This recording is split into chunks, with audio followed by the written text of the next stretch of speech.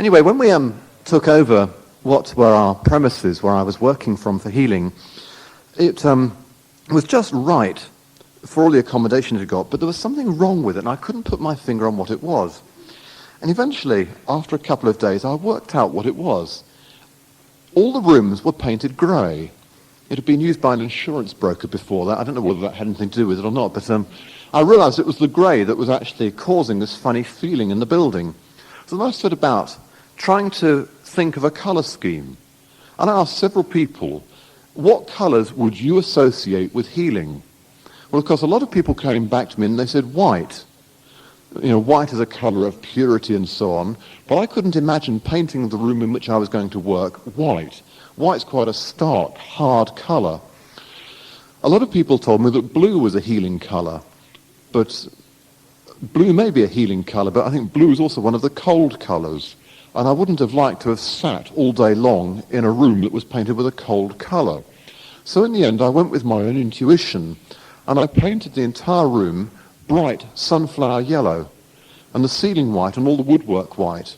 And it was remarkable the effect that had, because I have had patients that have come into that room every week over the years who have said to me, "Oh, what a lovely sunny room you've got here," even though in fact it's raining outside. And it makes me realise now just how powerful that colour is. That instantly hits somebody. It immediately makes somebody feel good. Yellow is a very warm, positive colour. A lot of work has actually been done with colour.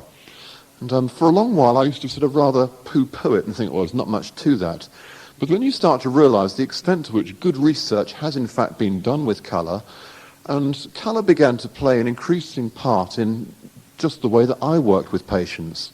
I sometimes found that imagining, for example, a particular colour in working with particular problems did actually seem to be very effective.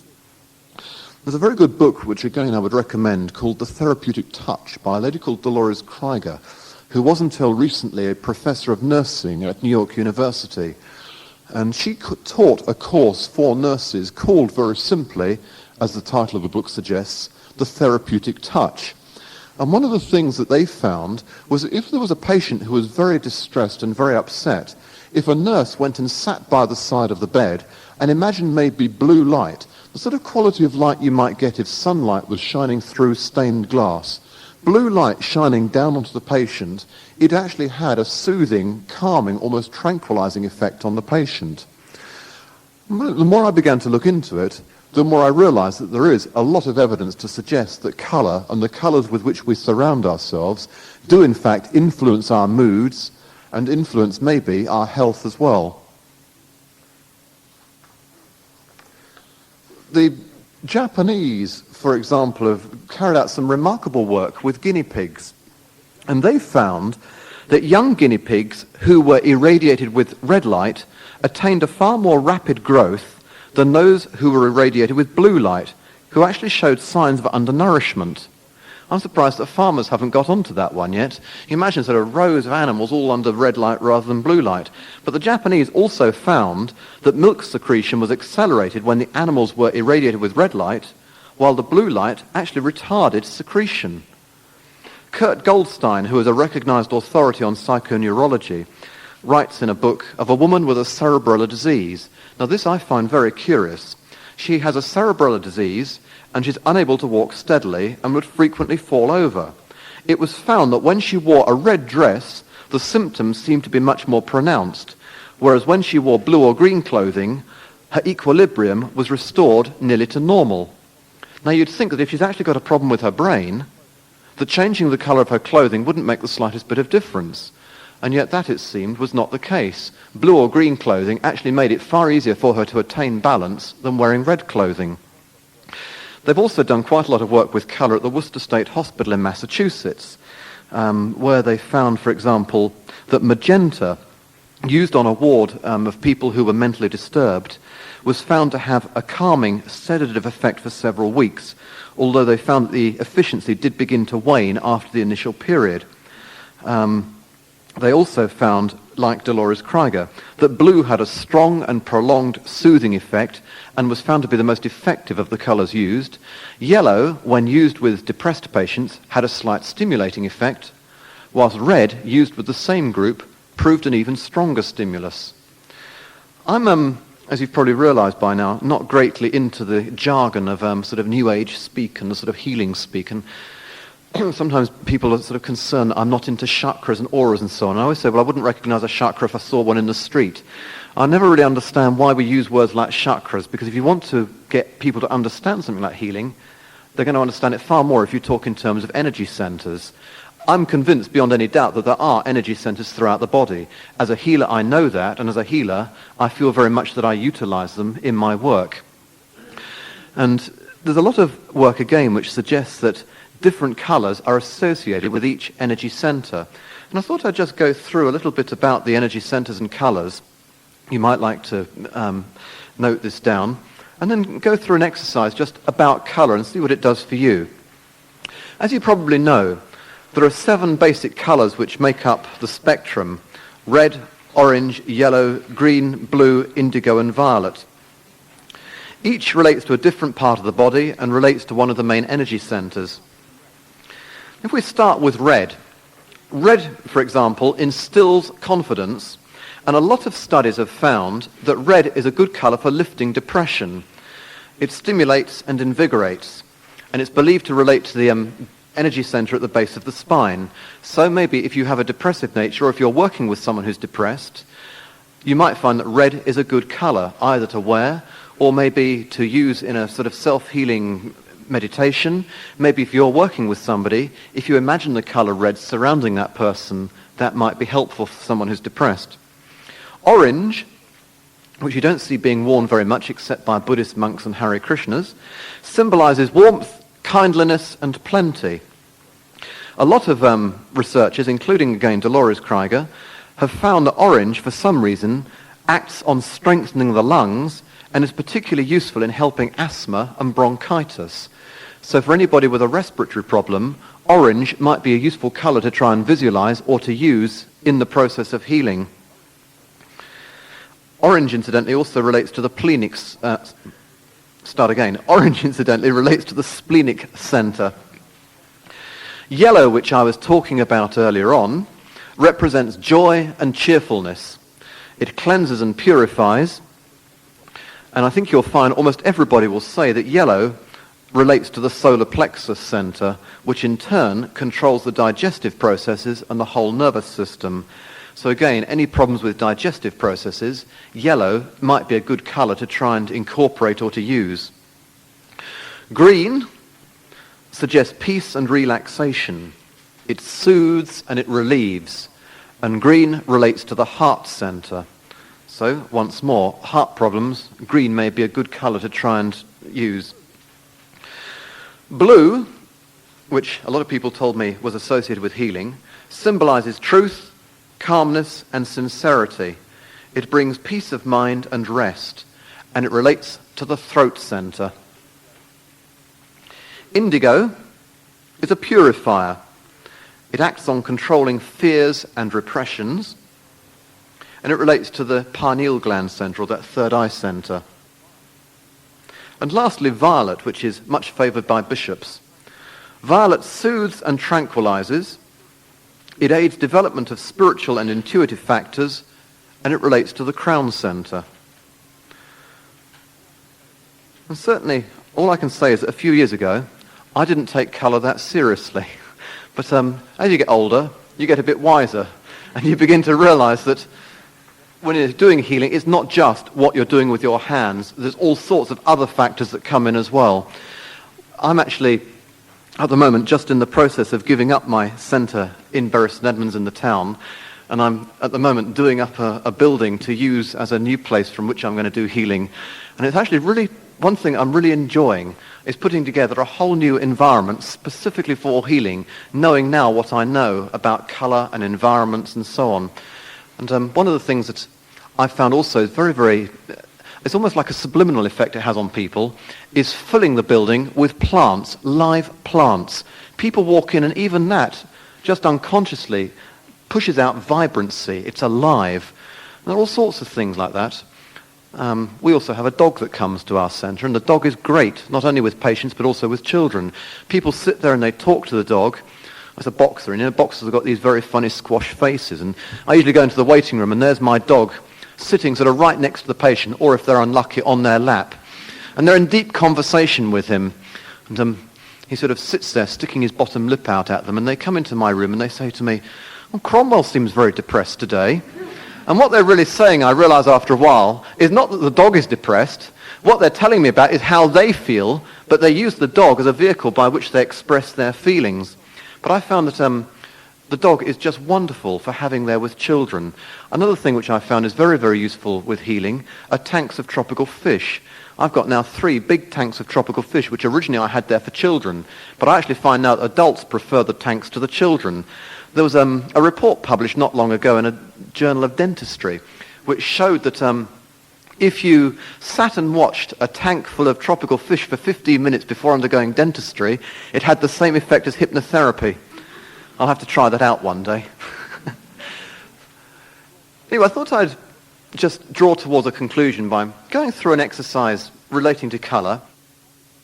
So once more, just find a position to sit comfortably for a moment.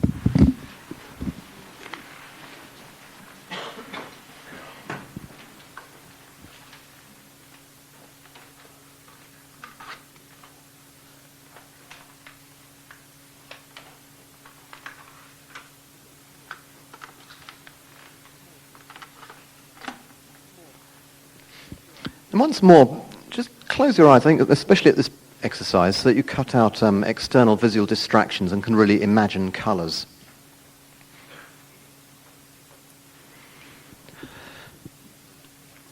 And as you sit and relax, I'd like you to imagine that at your feet is a blanket-like cover of pink. And imagine, if you like, that your feet are in this liquid colour. And this colour is being absorbed up through your body. Imagine that pink flowing up through your legs,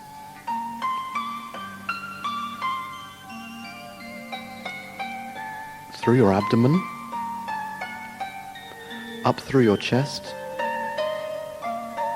into your head, and down your arms and hands. Imagine that you have, if you like, an aura of pink all around you.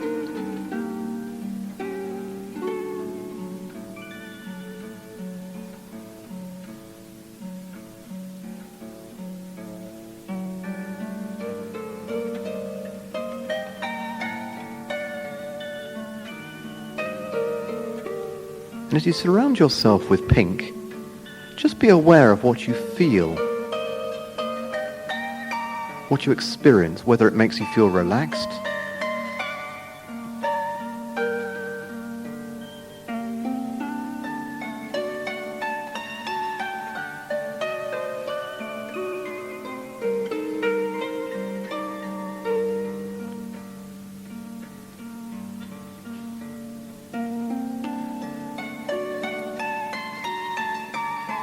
let that colour drain away, and imagine now that at your feet is a pool of blue.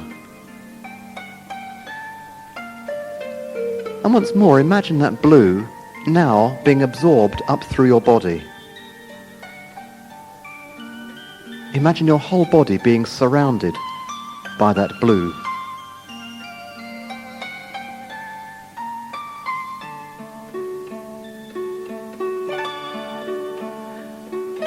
Imagine that you are surrounded with an aura of blue.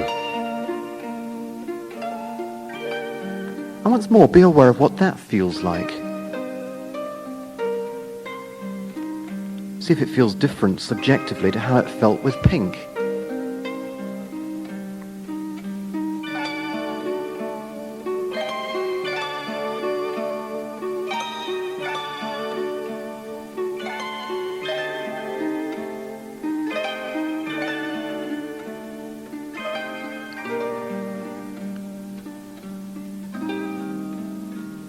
Let that blue fade out.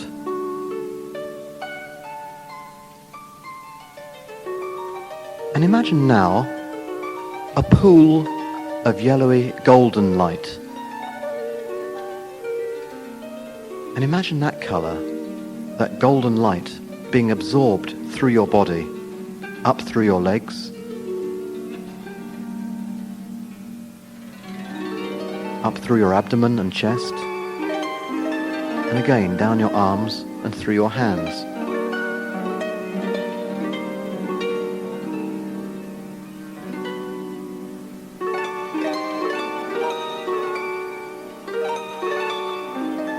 And be aware of what you feel, what you experience as you surround yourself with yellow, with that golden glow.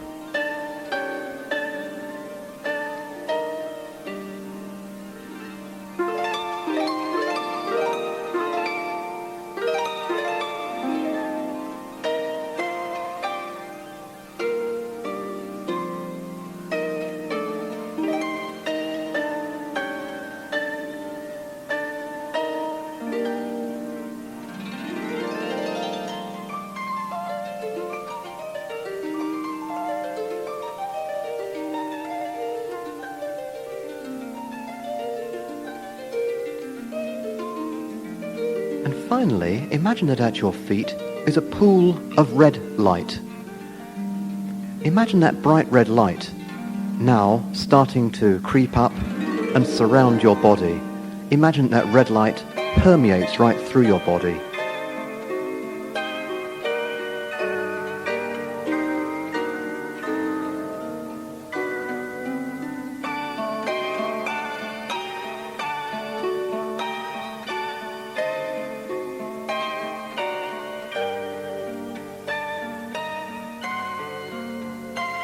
Just be aware of whether that feels different to any of the other colours and how it feels different.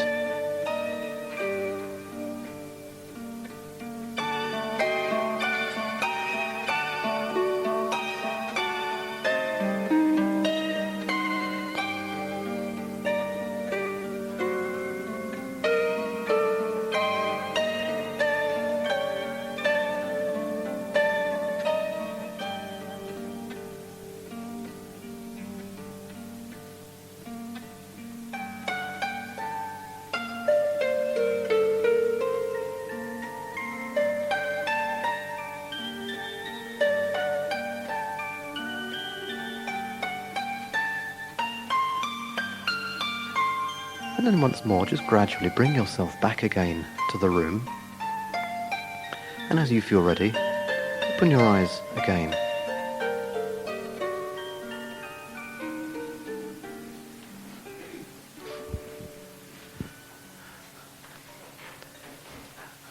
What was the most relaxing colour?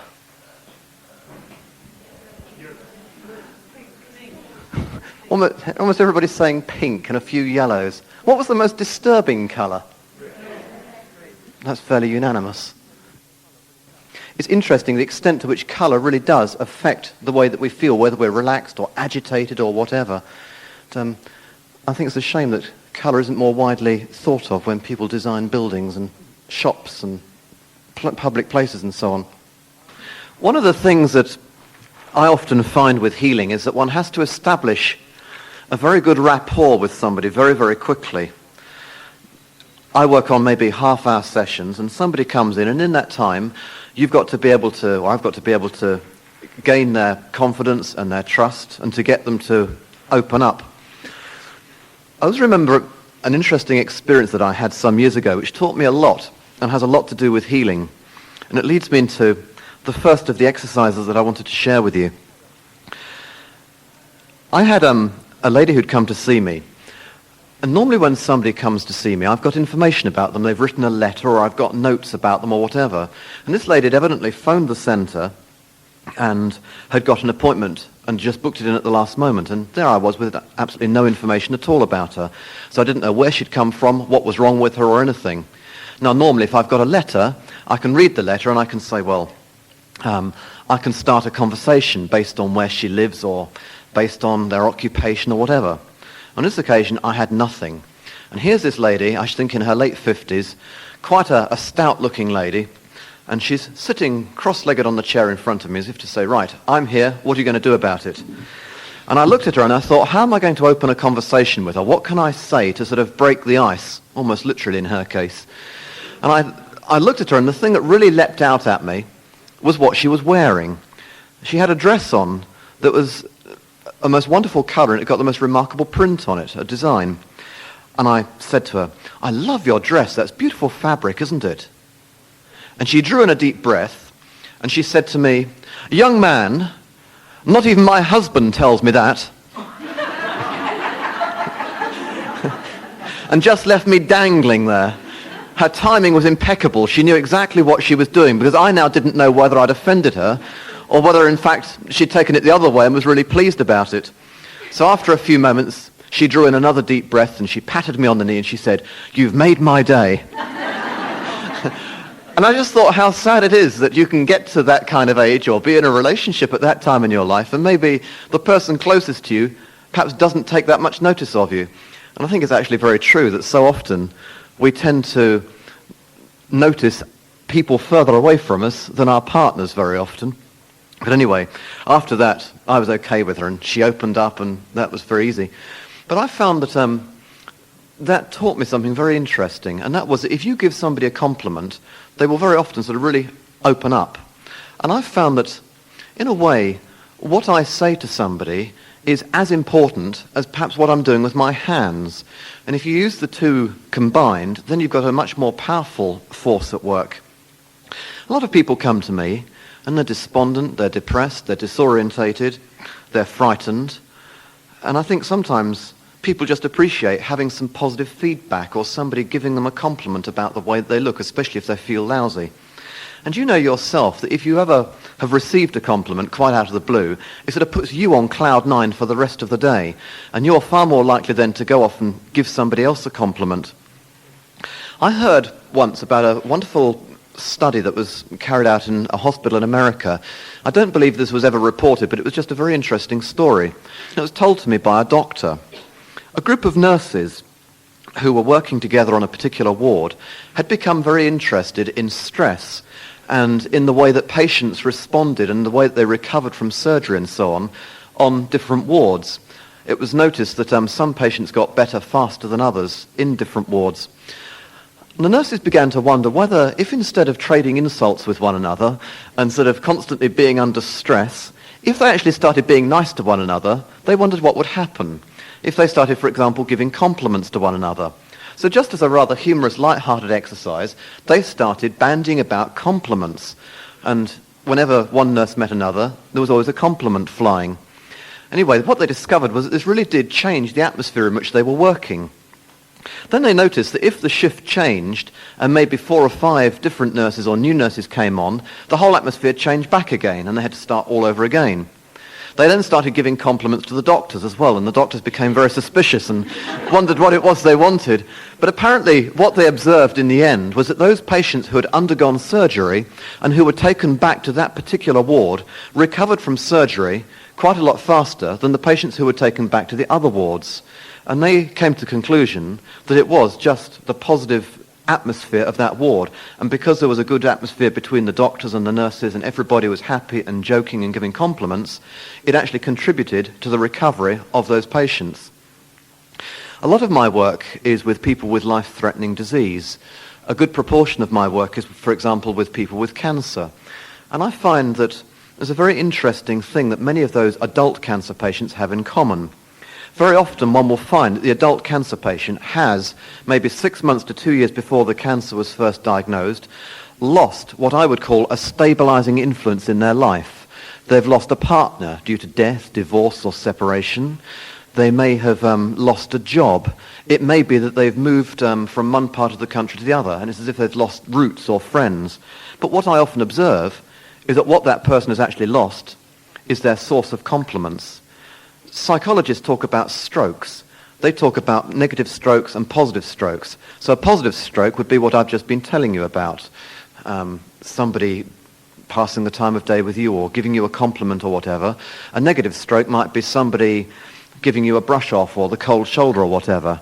But whether you get positive strokes or negative strokes, both are confirmation that we actually exist. And it seems that the most dangerous situation is when you get neither positive strokes nor negative strokes, and you start getting then the message that people aren't taking any notice of you, you're ignored, that you're unimportant. I think it's actually preferable to have positive strokes rather than negative ones, but it seems that negative are actually better than none at all.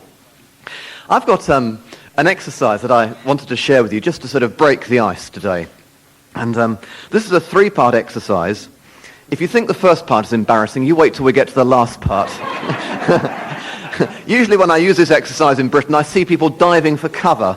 They're sort of trying to crawl under the chairs and they're looking to see whether the door's open at the back so that they can get out or whatever.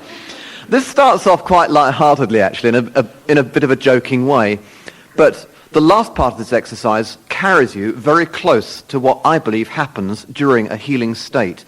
And you'll be surprised, I think, at suddenly the switch that occurs in the whole dynamics of it on the third section of it. What I'd like you to do in a moment is to turn around. You can either turn right behind you or to the person next to you or in front of you or whatever. I want you just to find somebody and give them a compliment about anything at all. It might be about what they're wearing or the fact they said hello to you when you sat down or the fact that, I don't know, they make you feel comfortable or whatever. Find somebody and give them a compliment. Go.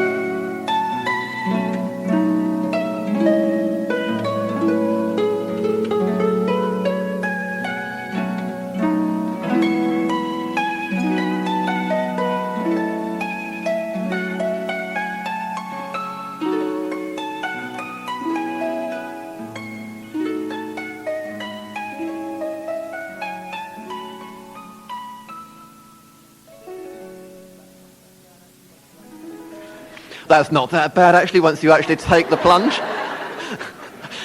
What you see, though, or what you hear, first of all, is that people actually start laughing and smiling, probably out of embarrassment more than anything else. But I know that what I've done is to put you into a very forced situation, but nevertheless, if you remember that, it's a very powerful tool, I think, just making somebody feel noticed and feel good about themselves just by giving them a compliment. What's always interesting to me is when I announce that exercise and I know what I'm doing and what's coming, is to watch people's reaction.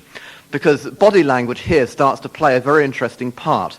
You get some people who I see start turning almost away from the person sitting next to them, as if to say, what can they find nice to say about me?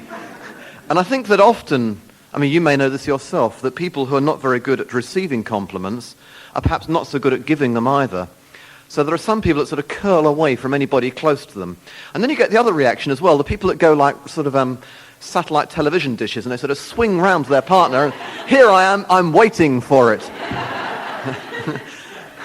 So you want to assess which way you went, whether you were really embarrassed by that or whether you liked it, because I think probably if you found that sort of thing enjoyable, then probably you're already fairly good at giving out compliments to other people. I use that, though, just as a sort of technique in a way with many of my patients. I always try and give somebody a compliment when I see them. And it's I have to be a bit careful. I remember I had an experience earlier this year, and I said to somebody, I can't remember what it was, but I gave them a compliment, and they said to me, yes, you told me that last time I was here as well. So I think what I have to do now is to get their file out and list each time down the file what compliment I used. Anyway, the next part of the exercise carries this on one step further. I had an interesting experience when I was first married, in that one of the first disagreements my wife and I had was over how to poach eggs. I really dislike being told what to do, especially when I already know how to do it, and especially if it involves more work or is more difficult. Now, to poach eggs, I get a pan full of water and I put this sort of tray in it with the little cups in it and put the lid on top, poach the egg in that. Christina would always come along and tip the whole lot out and say, you don't do the washing up, you make all this mess, and she'd then crack the eggs straight into the boiling water. And if you do that, yes, it will poach it, but you end up with pockets of sort of tepid water, and it makes the toast go all soggy. Anyway, we had endless disagreements over this, until one day it suddenly occurred to me that the reason that Christine believed that she was right was because that was the way that she had seen her mother poaching eggs. It had therefore never occurred to her that there might be a different way of doing it. I also believed that I was right because that was the way that I'd always seen my mother poaching eggs. It had never therefore occurred to me that there might be another way of doing it. And I thought to myself, well, if we're going to disagree over how to poach eggs, what other areas of our life may there be that we're also going to disagree over that may be more relevant or more important? And really, when you begin to think about it, you realize the extent to which you are deeply programmed, even in the most minor sort of behavioral patterns, by the people that have brought you up, by your parents, by your teachers, by your friends, by advertising, society, the media, and so on. And I think very often, because it's your brain inside your head, what it thinks feels real and feels truthful to you. But that may in fact have absolutely nothing whatsoever to do with reality. I might have, for example, a young woman who comes to me with a serious health problem. In talking to her, I discover that she's unmarried and she has no boyfriend, which should not be any problem at all. But it may well be that she has been fed a program by her mother or by glossy magazines that women are only worthwhile if they have a man in their life. And of course, as long as she goes on being without a man in her life, she goes on being depressed, and that's maybe feeding and contributing to the physical problem. We used to have in our office a little computer. I don't know much about computers. I don't even know how to switch the things on. I'm a bit frightened of them. But we used to have a little computer on which we kept names and addresses. It was a computer that used to eat what my secretary calls floppy disks, whatever they may be. They're bits of plastic about the size of a compact disk. And she used to stuff this plastic thing into the bottom of the computer, into its mouth. And by pressing a certain button, a message would come up on the screen. And I watched Leslie doing this many, many times. And one day it suddenly occurred to me what a brilliant analogy that was. Because that computer is really not unlike a brain. That computer is being programmed continually. Press the right buttons on somebody, and a message comes up on the screen. And all that's doing is then throwing up onto the screen the message on that floppy disk that somebody else has programmed. So going back to that young woman who I described, it might well be that, as I say, her floppy disk, her message that has been programmed in, is telling her that she's worthless, she's useless and so on, because she's unmarried and she's got no boyfriend. What I would suggest she do is to imagine she's taking out that floppy disk from her computer brain, just in a symbolic form, and imagine that she's throwing it away, cutting it up, burning it, destroying it or whatever, and replace it with a new floppy disk that she has programmed herself. And this is where, in my opinion, there is a difference between positive thinking and self-deception. Because the positive thought in that situation would be, surely, I am worthwhile whether I'm alone or not. And that has several effects, because it breaks the circuit of negative thinking that she's got into. It calls a halt to the production of stress hormones being produced by anxiety. And, as with any affirmation, the more you repeat something to yourself, the more you end up actually becoming it. And I've found that that is a very useful technique. I've used it on myself as well, just for reprogramming belief systems that maybe somebody else has put in there. And let's face it, if you have got input somewhere in that computer brain from somebody else who was confused or screwed up, you get into a particular situation or crisis in your life, and all you're doing then is regurgitating the way that somebody else behaved, and they were confused as well. There's another technique which ties in with this rather, and which comes close to the exercise that I want you to have a go at in a moment. Sometimes I have somebody who will come in, and I'll get them to draw up 2 lists of self-belief, what's on the computer disk. I'll get them first of all to write down on one list all their positive qualities and traits, and on the second list to write down all the things that they don't like about themselves, all their negative traits, if you like. And what I find is that very often the person will then come back 3, 4, 6 weeks later.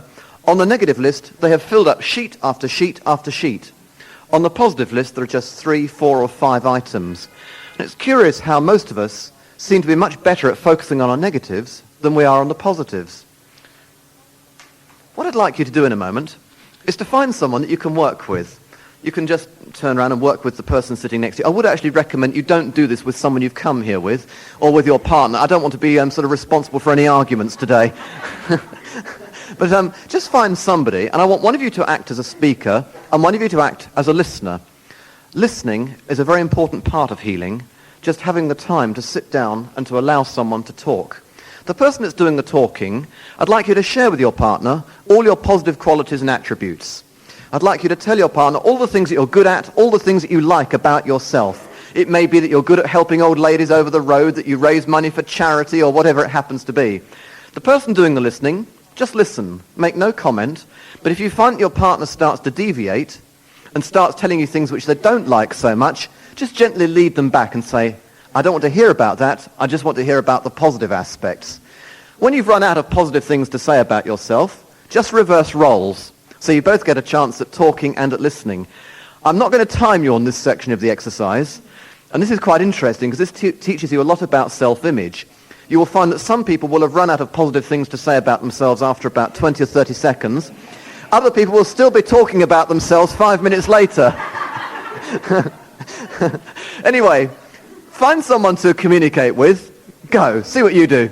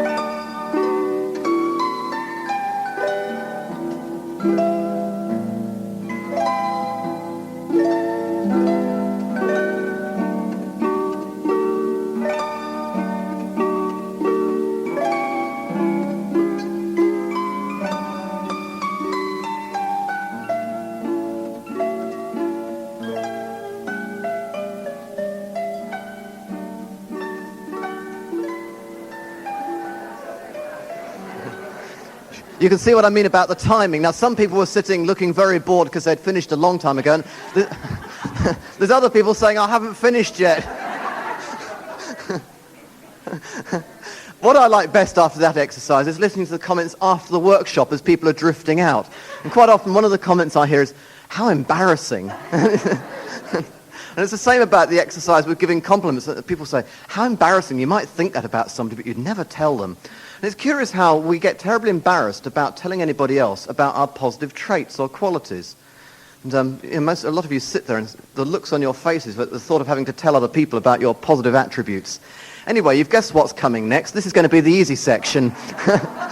What I'd like you to do next, in a moment, is to share with the same partner all your negative traits, all the things that you don't like about yourself, all the things that you feel very uncomfortable about or bad about. What I'd also like you to do is to share with your partner any of those really dreadful things that maybe you've done in your life that you've never before told anybody else about.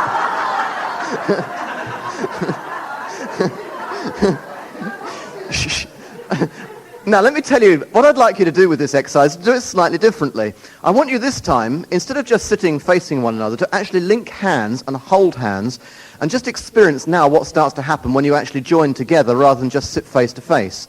The person that's doing the listening this time, rather than just being completely passive as a listener, what I would like you to do is just to send out your thoughts of unconditional love, unquestioning love, just forgiveness to that person. One final thing. You may do this exercise in total silence. There is no need to say out loud a word. You can just do it completely silently. And what I'd like you to do, therefore, is to go through all those negative things just in your own mind and just experience now what happens when you've got somebody else there with you who's on your side, who's just sitting, holding your hands, sending out healing thoughts, thoughts of love, not questioning anything at all. I will actually time you on this, because otherwise, once you close your eyes and you start locking into one another, you don't know whether it's 1 minute or 5 minutes or whatever. So I'll give you about 3 minutes each way round. And I'll tell you now that some of you will be surprised at what this starts to do and what it starts to bring up, because that exercise might start fairly flippantly. This section, I believe you get close to what actually starts to happen during a healing process. So say, don't say a word, work absolutely silently, and I'll tell you when to switch roles. Off you go. Work with the same person.